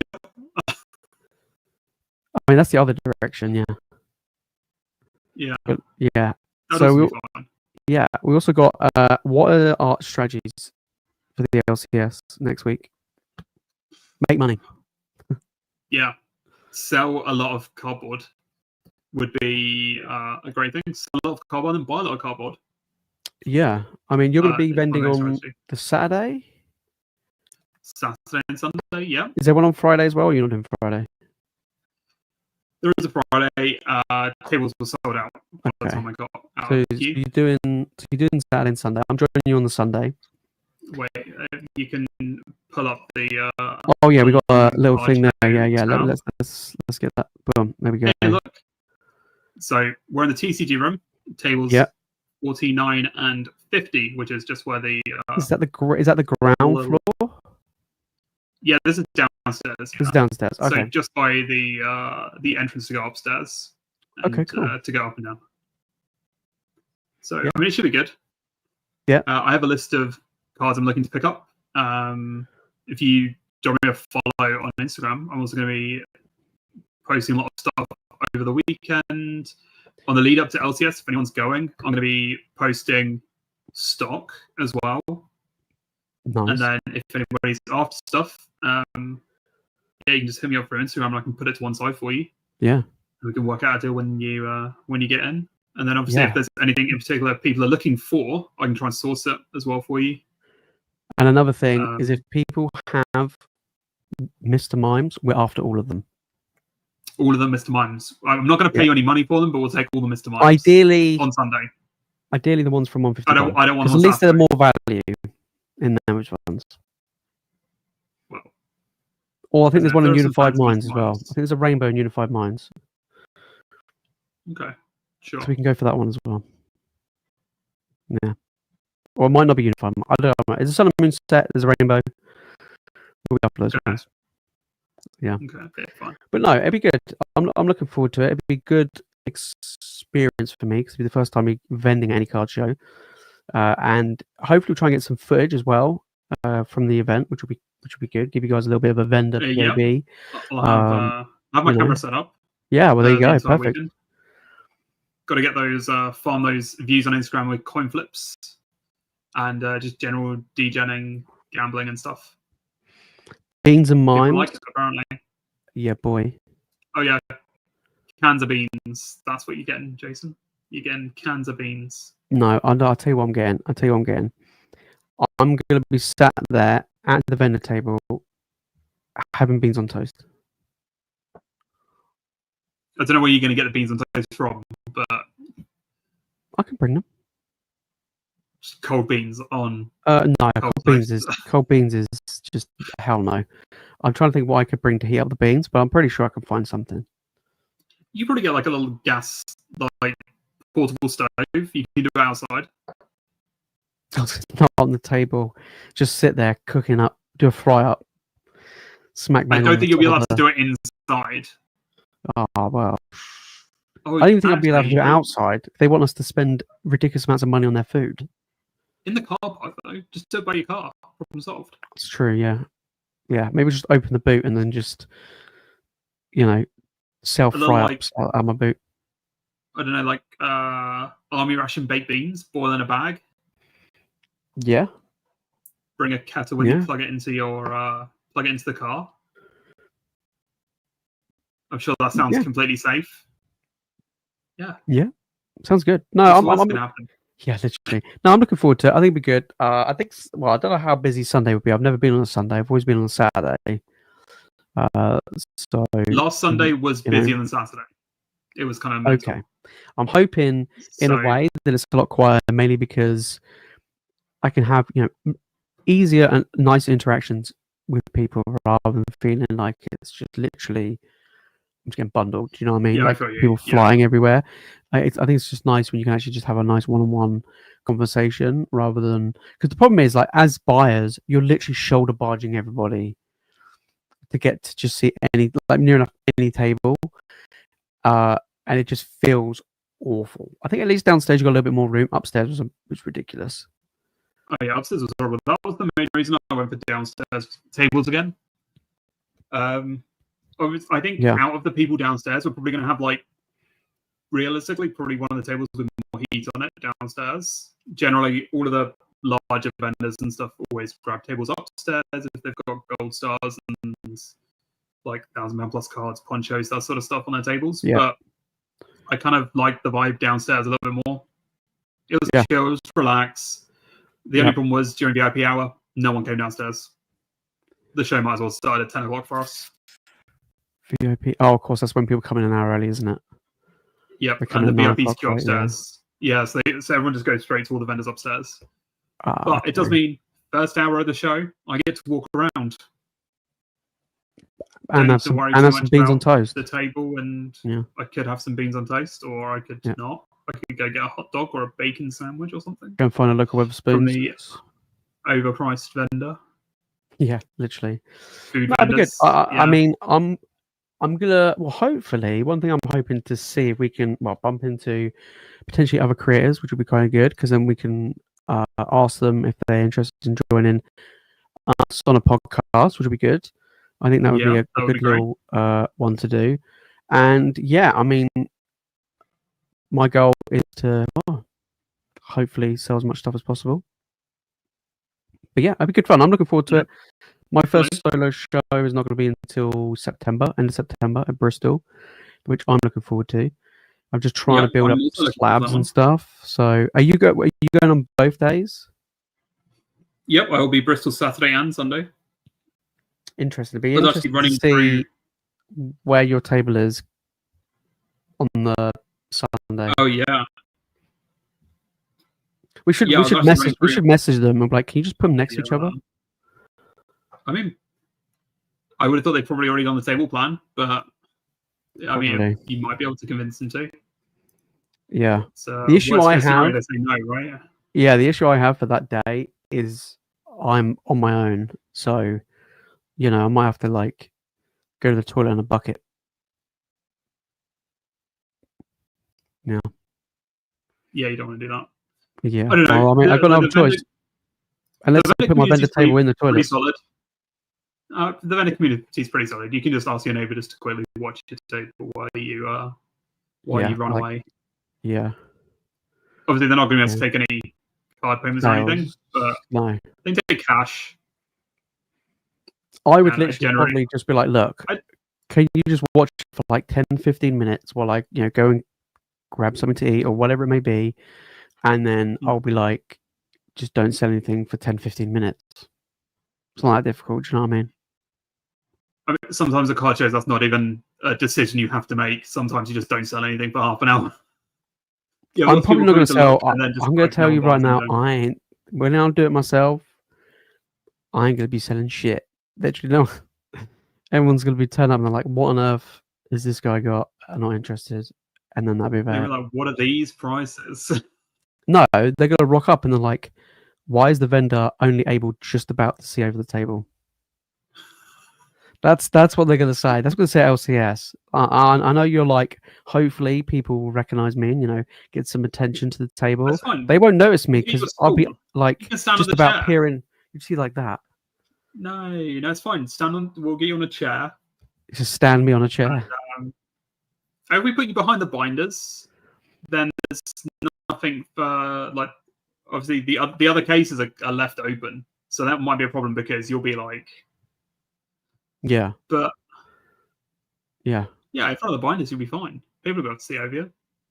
Yeah, you're not that sure. That's fine. Everything's fine. Don't worry about it. No, I'll be good. I'm looking forward to it. As long as you do basic maths, then hey, look, I'm fine. I'm good. I'm good. Okay. That's one thing I actually good at is with numbers, so which isn't too bad. Good opportunity to fill the Scarlet and Violet binder. Absolutely. I mean, I need a lot of illustration rares still. I got a long list that I need for illustration rares. I got barely any from. You should send me. Yeah, I need to send you that. I've got barely any from Journey, barely any from Destined, and I'm not even really touched Black and White yet. So at the moment, they're not really my priorities. My priorities is going to the older stuff first. I'm missing like SV base and stuff. One good thing is a lot of the prices have fallen. So a lot of the hype around illustration rares have died down a fair bit. So now's probably a good time to pick some up before the hype potentially goes back up again. But yeah, I do need quite a few. Still, I think I need like 80 left, I think. Oh, that is a lot. Yeah, but there's a lot of illustration rares. Yeah, I get that, yeah, but there's like also still a lot. 240 of them before Black and White came out. It's just ridiculous. It's a crazy amount, yeah. And Black and White's like, here you go, have another like 100 or whatever stupid number it is. So now I'm just there like, great. It's going to be even more of a challenge to try and complete. But that's pretty, you know. At Oxford Card Show, I had someone bring me a bunch of illustration rares from Black and White, and I kind of didn't want to touch them at all. Yeah. Because the set had been out a week. All the prices were massively inflated, and he just pretty much just gave me a pile of illustration rares. Was like, I just want this like £45 slab. I think it was like 20 illustration rares. I was like, well, sure, I guess. Yeah, I guess we can sort out a deal. He added on like a little bit of cash on top because I was still like completely uncertain about where the price of Black and White cards would end up going. I was like, well, we need to be at a point where if they all tank, I'm not out money. No. And it just turns out they're all like between £8 and £20. And I feel really bad now. So if I see this guy at LCS, I'm gonna throw him something else on top because I definitely got the better end of that deal. Yeah. By a significant margin. And yeah, no, I felt really terrible when I went to price the cards up like the week later. Yeah, well, just the way it goes, isn't it? Yeah, I mean, I think he was reasonably happy with the deal he got. He got the slab he wanted, and I took a bunch of cards that I really didn't want. So I guess from that point of view, isn't too bad. Shouldn't really be an issue, but yeah, that's not too bad. But yeah, no, I'm looking forward to it. Like I say, I think we're gonna do well. And it's gonna be a long day, but I'm excited. I hope that there isn't a heat wave. That's what I'm banking on. The weather's not going to be like roasting. I went onto TikTok Shop and I picked up a fan that clips on the inside of your t-shirt and the outside of your trousers, and it just blows cold air up your shirt. I thought you were going to buy one of those giant industrial fans and just plop it on the table and just turn it on and you blow other people's cards off their tables. Just get blown away, yeah. Blow the display stands over. That would be no good for anyone, would it? I don't know why. This is something that always used to make me laugh. I'm going back in time now, and I don't know if you remember this. I don't know why it came to me. Talking about like blowing like cards, knocking cards off tables. It just reminded me back in the day. Do you remember Mick? Magic? No. Yep. I remember we were in a Magic event, and it was like the finals of, I don't know, maybe like a modern event or whatever. And I remember I turned around and said to him, I was like, what would you do if I literally just ran and slid across this table? And I knocked all the cards off, right? How can you return to the current game state? And he literally was like, I don't know, I'll just DQ you. And I was like, okay. But I'm like, what happens if I wasn't even in the event? I'm just a spectator. You get added to the event, then DQ'd. Yeah, that's what he said. It goes, I'll add you, then DQ you. I'm like, okay. But I was like, could you imagine, like, you're watching a mate, and he's getting wrecked in, like, a game 3, and you just run and just slide across the table. It'd be pretty wild. That would be mental. Could you imagine if someone did that, like, the final round of the Pro Tour? Yeah, that'd be pretty insane. I'd have to assume you'd probably get banned. You'd probably get a lifetime ban for that, though. So it's probably not worth it, EV-wise. Yeah, but could you imagine if you're a spectator that like, you won't, you know, I don't know, you're there with your mate and you're not actually playing Magic, or you're not playing the event, you're just there, like, you know, yeah, you're just there as a spectator, and you're just like, I don't know what the hell this game is, and you just run and just take it out. That'd be a bit, I would want it to happen. It'd be fantastic. But like, at like, I don't know, Worlds or something like that, could you imagine? Game 5, they're ready. It's like the final decider, they're sleeving up. the game's been going ages. They're like 40 minutes into this final game, and then boom, someone's just like takes it straight out. Yeah, I don't know why. I remember saying that to Mick. It was fantastic. It was just so random as well. But yeah, he still runs the Magic scene on shop. Does he? Still around. Oh my god! Yep, still going. At the moment, I think he is probably past retirement age, but still going. Yeah. Oh, that's what I would have thought. Man. Yeah, I was chatting to a couple of guys the other day, literally yesterday actually, about like potentially return to Magic, and they were like talking to me about like potential like playing some other card games, because I'm like, why don't you play Pokemon? I was like, I gave Pokemon a real good go, like online. I played the online version, and it's kind of weird because for me, it's like I gave it a go and I played like on the online ranked, and I had a couple of decks I enjoyed. I guess they were like kind of tier 1 decks. I just googled them and looked online. I went on YouTube and typed in top tier decks or whatever in the meta, and I played them at the time, and I felt like it was too easy. Therefore, I got bored very quickly. Like the game wasn't. It's probably one of these games where it's easy to play, hard to master in a way. But I was like, it felt like there wasn't much complexity to it, and there's no real interaction with what's going on. It's like I take my turn, you take your turn. It's basically that's it. And for me, it was like that wasn't enough for me after coming from Magic, which is obviously so much more a game where everything's an interaction point, and you've really got to think about all of your stuff so far in advance or like all the potential outcomes of the stuff that can happen at every phase during your turn, right? Whereas in Pokemon, I was the exact same, where I came into it kind of thinking that it was very easy game to play, and like you said, it's easy to pick up, it's easy to play, but it's probably very hard to actually master the game and know the intricacies for like every matchup.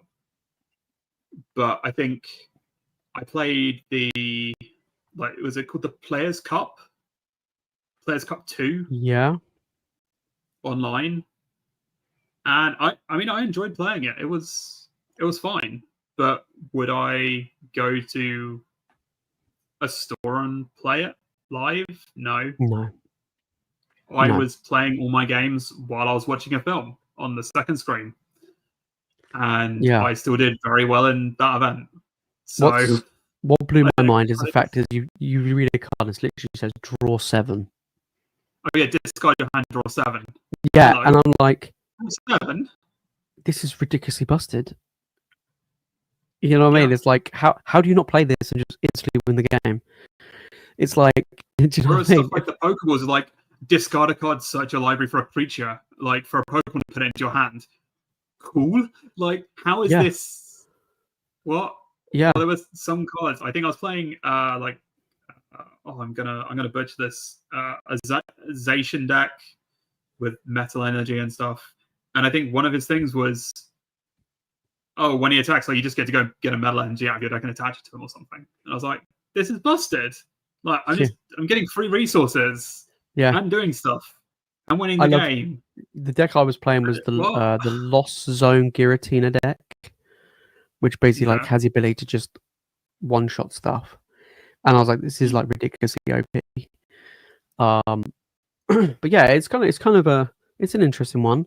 But I don't know, for me it's like the collectible side of Pokemon is more appealing for me. Whereas like, I mentioned to them, I was like, that's the thing, that's the why if I was to go and play a TCG, it would still be Magic. I mean, in the past I used to play Yu-Gi-Oh! Again, that's like a combo central type of game. Also, it's changed a lot since I used to play Yu-Gi-Oh!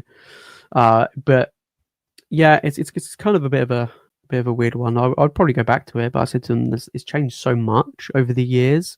Last time I played was pre-pandemic, and it's like, it's just weird. Yeah, it's kind of I guess it's like with someone mentioned to me like, do I think Pokemon will do serialized cards? I was like, God, hope not. You know what I mean? I'm like, could you imagine? I was like, we can't even get product for normal cards. If they start throwing in serialized Moonbryons and Charizards and God knows what else, Well, it's be a complete mess. Yeah. unless they did collect, they did collect the boosters, which again would be ridiculous. But I think one thing I like, don't think that's good for yeah, anyone. the thing that always I liked about Pokemon is the fact that you could pull a very, very expensive card in just a normal pack, right? You could pull a crazy expensive card in just a normal booster pack, and I like that. Whereas I don't like the fact that I have to pay 20, 30, 40 pounds, even 50 pounds or more for a booster pack for the potential chance to get something nice and shiny, which never used to be the case. But it's been the case for a long time in Magic, unfortunately. And it has. It's kind of lost its way a little bit, but it was one of these things where, like, my partner was like, "Oh, why don't you talk about the Magic market? Like, why don't you?" Because my knowledge of Magic is still there. I still follow everything. I still keep track of everything. And I was like, it's people don't have that same view in it. I mean, I do now more with collector boxes, but people never really had that view. The view was, I sort of think the value is in the playability of a card, and then now it's shifted a little bit more because it's not only that, it's now like, well, we have something playable, but also look how this cool extended art, crazy foil, silly version that people want for their commander decks is now the super duper like appeal. And yeah, I was like, but then those cards are still only expensive because they're playable. Yeah, it can have the best artwork in the world, but if it's not playable, it's not worth any money. So unless it's serialized, and then the whole thing goes out the window, and anything is what it is if it's serialized. And Magic reprints a lot of the same cards anyway. Yeah, and they reprint the same cards potentially with the same artwork, and then that's it. Whereas in like with Pokemon, it's like they don't you don't see reprints of the same artwork unless it's the base set Charizard. Then they just hammer the daylights out of that. Yeah, they're like, yeah, here's this card. You're not going to see it again. We're not going to randomly give you a promo of it in 5 years. Yeah, this is it. If you want it today, you've got to go buy booster packs to open it. And I think that's a really good business decision to make. Yeah, because people will just crack packs for it, knowing that you're not going to be able to get it anywhere else. Yeah, as opposed to Magic, where there's no guarantee that the chase card you pull from this set that's worth a bunch of money, they're not just going to turn into a promo that they're going to give out to. They're going to give 50 copies to every store in the country tomorrow, or they reprint it in a standard set. Yeah, that will just reprint the hell out of it. Yeah, which just tanks the value of the card. But one of the vendors last week was telling me about a Yu-Gi-Oh card that was an Adidas promo or something. He was saying, all right, and everyone thought it would be exclusive, and it was an expensive card. It was going up in price, and then recently they just turned around and were like, "Oh, you know that Yu-Gi-Oh card? You know that Adidas promo card we did a while back? Well, we've decided you like it so much, we'll just make an exact copy of it and reprint it, and you're not going to be able to tell which is the new one, which is the old one. Have fun." Which is actually diabolical. Someone did ask me, why is it that when we go to card shows we don't see Magic vendors? And I said to them, the main reason is because Magic vendors have their own event. Yeah. They go to Magic Fest or they go to other big Magic events where they do take out the whole Excel and it's rammed, right? It's full of Magic vendors, people playing, and this, that, and the other. They don't need to go to these other card shows. They have their own. They've got a captive audience at their own event. Yeah, it's that's why. And I remember talking to a vendor I saw at the Bristol card show, which was like the only guy that saw Magic. He literally only saw Magic. He was the only one there. He was like in the corner of the room, and I had a chat with him, and he didn't even know that stuff like that existed. He thought that he would have to go to things like the Bristol card show and LCS and all this other stuff, and I was like, no. Honestly, you could just go to a Magic only event. They are so huge, where you can, see literally thousands of people that will be there, and you would reach your audience. Whereas here, you're predominantly getting Pokemon and sports cards, potentially a little drips and drabs of some other stuff, but that is literally it. So yeah, that kind The of problem with those Magic events, though, is the price of a table is significantly more expensive. Yeah. Because they know that, first of all, you're going to be charging a premium on all of your cards because you've got a captive audience that will want to take the card with them today or put it in their deck this weekend or do whatever. a bunch of other reasons. You also know that you're going to be able to buy cards at like 40% market, which might sound crazy to Pokemon people, but in Magic, that's how it was. You went to a vendor to sell them cards. You'd be lucky if you got 40% of the value in trade. Yeah. And then, or maybe 50% in trade, 40% cash on most of your cards. Yeah. Doesn't matter how expensive it was, how rare it was, how much the vendor knew they could flip it for that weekend, which is generally a thing that vendors in Pokemon think about. I can pay a higher percentage on something that I know will sell in the next week. Yeah. I don't need to worry about holding it or whatever. But Magic events, that's not a thing. So the tables are crazy expensive. Yeah. I remember speaking to Magic Manhouse about table prices at a GP once, and they were, I think they said they paid a few £1,000s for their tables. Jeez. But they make such good money from it. Do you know what I mean? Like their return on investment. The margins they made at the events would have been crazy. Yeah. They easily would have covered that. So we've got an American question. Are EPL cards a thing in the UK? I actually don't know what EPL is. No idea what an EPL card is. So I'm going to say no. EPL card. I guess that's a type of sports cards, maybe.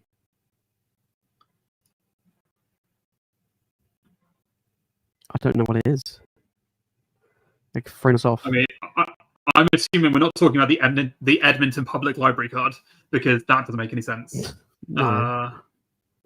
I would assume it's EPL type card. of sports card. I mean, I'm seeing a lot of like Premier League, English Premier League football. Premier League. Yeah, sure. We don't call them EPL in the UK. They're generally just called Panini because that's the company that generally makes them. But yeah, we do have football cards in the UK. Yeah, I would have. Yeah, good old English football. I guess it kind of makes sense they're called EPL cards in America because football is a completely different thing over there. Yeah. I mean, anything football related in this country is massive. Yeah, they're super popular. It doesn't matter what it is huge. Yeah, it is massive. Yeah, lots of different types of football cards, Tops, Panini, that sort of stuff. I think Chronicles as well. Not personally my jam, but you see them at card shows quite a lot. I think they're a little bit more. I think they're more popular in the UK than they would be most other places. Yeah, but then I see a lot of sports vendors in the UK doing a lot of American football and F1 now as well. Oh. I thought the F1 was a little bit strange. Yeah, I would expect basketball maybe. American football, basketball. Yeah, I had basketball as well, but I think they're mainly the two footballs in F1 are the big ones in the UK, and then obviously basketball. There's always going to be value in basketball cards. Yeah, makes sense. Yeah, absolutely. Soccer cards are almost non-existent in the US. Wow. Okay. There you go. I guess that kind of makes sense. It's not your national sport. Yeah, like we wouldn't. I guess we wouldn't have like baseball. Oh yeah, I think I could probably count on one hand the amount of baseball cards I've seen at a card show. Ice hockey, quite a few, because there are still some pretty big names in ice hockey that people will know. And I guess vintage baseball, there are obviously lots of big names. True. But or like, I guess over in the US, you probably won't get like cricket or something like that. Do you know what I mean? It just wouldn't be. Oh, yeah, just Freddie Flintstone. Could you imagine? Oh, that'd be amazing. But yeah, I mean, most of the time at card shows, I mean, when I went to LCS back in 2023, I think it was, no, 2022, it was like, I would say 70% sports cards, 30% Pokemon. Probably even more, maybe even like 75, 25%. Now, when I last went in February, it was like flipped. It was like barely any sports cards, Pokemon everywhere, and there's definitely a lot more boom with Pokemon. You don't really see, well, last time I went anyway, you don't really see much like Lorcana, Yu-Gi-Oh, Magic. You don't really see much of that other stuff. Really, it's normally just Pokemon sports cards most of the time. Yeah, I think at the last London card show, I think I saw one Magic vendor, maybe two, a handful of Yu-Gi-Oh, 3 or 4 of them maybe. Yeah. And then I think the next probably biggest representative was Lorcana. Yeah, Lorcana's everywhere. Like, as in, like, it seems like strange, but then there's a lot of it around you can just go and buy. Oh, it's going to be a really good TCG just because of Disney. Yeah, and then what they've done this year, at the most recent show, at least for London Card Show, they put all of the sports card vendors together. That's good, yeah. Which makes so much more sense. Yeah. So the front of as you walked in, you had Magic tables that had sponsored the show right there at the front, and then it was all just sports tables, accessories like sleeves, top loaders, deck boxes, binders, those sort of vendors. And then as you spread it out through the hall, that's when you started hitting Magic vendors. Pokemon vendors. Nice good idea. So I don't think that they're obviously trying to make sure that people that are going specifically for sports card stuff have easy access to it. And they know that this is the area that I need to be looking in. Yeah. So they don't have to walk around and do the whole, that's just what's this person selling? Are they selling, oh no, it's another Pokemon person. No, they go along to our table and they're like, what are they selling? I'm like, beans on toast? Anybody? Beans on toast and a fry-up? Bacon butties? No. Hey, that would be popular. Cups of tea and a bacon butty. Cups of tea, no thank you. Gonna have a coffee all weekend. I'm literally gonna be coming back from a wedding, so I'm gonna be pretty exhausted, I think, by the time I get there on the day. But it'll be good fun. Yeah. It'll be fun. I'm looking forward to it. Definitely fun. I'm trying to think if we can try and squeeze in an episode next week before the London Card Show. Don't know if we could probably do another live stream. I think it'd be fine as a live stream. This actually worked out all right, actually. I think that we didn't have any real technical issues. I was surprised, yeah. Yeah, apart from you just activating the button and leaving.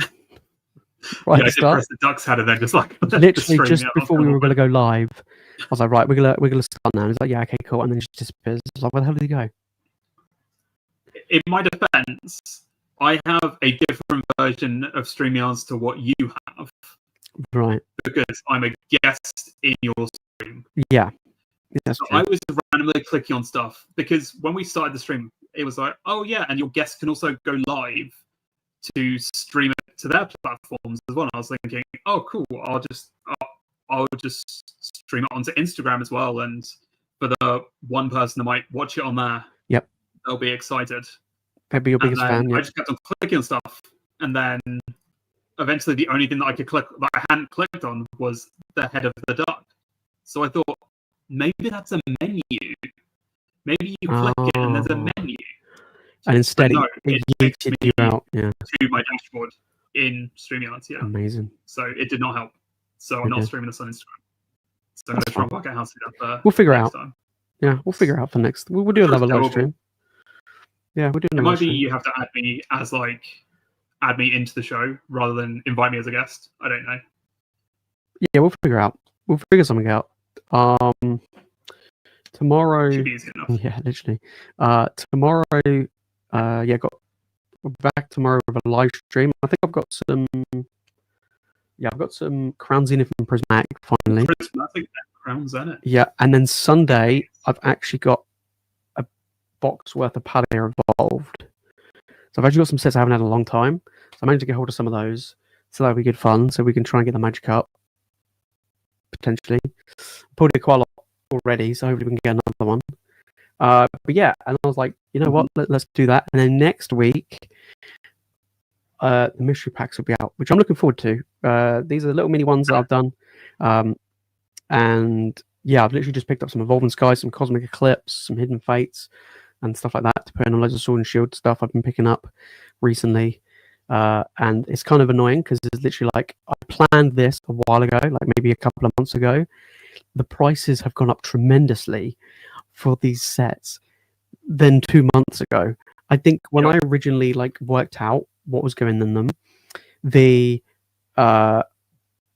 Evolving Skies packs was like £20 a pack, right? And then like Cosmic was cheap. Like, all of them was cheaper, and I'm there like, God damn, this is a spicy one. But I've managed it, so we've got that, which will be good.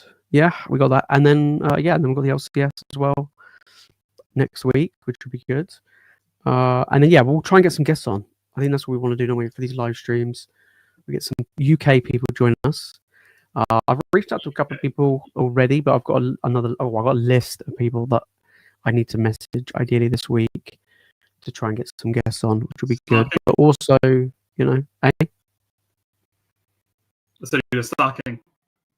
I am. I want to list the people that you guys would want to see on the streams as well. Mike's given me a list of a couple of people. I've got a few people. You never know. We could do something really random, and we could invite your favorite Whatnot streamer onto an episode in the future. Which one? The one that's dominating Whatnot, or the other one? Well, both, all on different streams. Yeah. I think one of them would be significantly better for the growth of your channel, but I don't know. I think the other one would be as well for a whole different reason. I think for a more controversial arguments. Yeah, I think it'd be fun. I think it's different.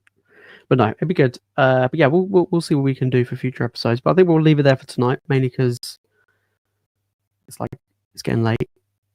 But it's like 10:30 now. Yeah. Yeah, I know. Literally, it was like bedtime for us. Often, I say that's 100% not true for me because I never go to bed at like before midnight. Even if I forget like ridiculously early, I just can't do it. My body doesn't. My group chats have been going crazy, and I think everyone's playing League at the moment. So I'll probably hop in a couple of games of ARAM. Damn, you're gonna go and do that. I'm probably gonna chill and play some World of Warcraft. Oh wow, old school. Literally, and it is old school because I'm playing a classic version. So okay, I'm definitely going old school. But yeah, that's pretty much what I'm doing. I'm also in the process of revitalizing my Magic channel. It's been last time I uploaded was in September last year, right? And it's now demonetized because I didn't upload for so long. YouTube's like, we're now demonetizing your channel, and I was like, I didn't even know that was a thing. So so now it needs to be remonetized. And I was like, okay, I haven't uploaded any content in a very long time. So yeah, I'm gonna start making some more like gameplay and like talking about the meta and stuff like that. Because I enjoy playing Arena. That's pretty much my only form of Magic these days. Just because I don't have to go anywhere. I can't remember the last time I booted up Arena. So yeah, it's okay. It's got a very bad free-to-play model, like incredibly bad. The problem I have with Arena is it's fine if you're constantly playing it, but the moment you take like a 2-month break, your account's worthless. Yeah. You've got to spend actual money to get your account to a playable state. Yeah, I mean, the worst. Yeah, I mean, at the moment, it's fine if you're constantly grinding it. Yeah, of course. Logging every day, doing the challenge, and then maybe playing like 1 or 2 games, whatever. Doing a draft once every 2 weeks. Yeah. Then but you can build a new deck when the new set comes out, whatever. But because I've not touched my Arena account in 6 months, and then the time before I hadn't touched it in a year, I came back to it and I was like, I really want to play Standard at the moment, so I spent a bunch of real money on it. Yeah. And now I've taken a break again from it, and I'm just like, well, there's no incentive for me to go back to it now unless I'm really, really, really wanting to play. Yeah, and the other, So well, you would definitely be out of the head. loop now because standards are rotated. Yeah. So you would definitely be out of the loop. So yeah, it's Yeah. So yeah, I'm looking at revitalizing that. I know that a lot of people have asked for the longest time, when am I starting a gaming channel? I want to. That's like one of the main reasons why I did content creation to start with. But it'll get there eventually. It'll happen one day. Soon, hopefully. possibly. I want to do it before GTA 6 comes out. Okay. So you've got somewhere between a year and 6 years. Yeah. So I've got a long time, and it's like build up an audience ready for that, because that game's going to be hopefully good. So that'd be pretty good. Power World, yeah, I do like Power World. It's just basically a better version of Pokemon, to be honest. And like that was a game where I installed it, played it for 5-6 hours straight, and then we never opened it again. A friend bought it for me because I refused to buy it. The problem I have with I love Pokemon games. The games is what got me into the hobby, and in a way, it keeps me here as well. But my God, the quality of them is terrible. Like, it's so lazy. It is unbelievable. And like, I didn't complete Scarlet and Violet is the only one I've never, like, the only mainstream game I've never completed, because I just didn't enjoy it. I thought it was terrible. And ZA, which is the new one coming out soon, that one I'm a little bit more interested in, because I did like Pokemon Legends Arceus, which came out. That was a really good game.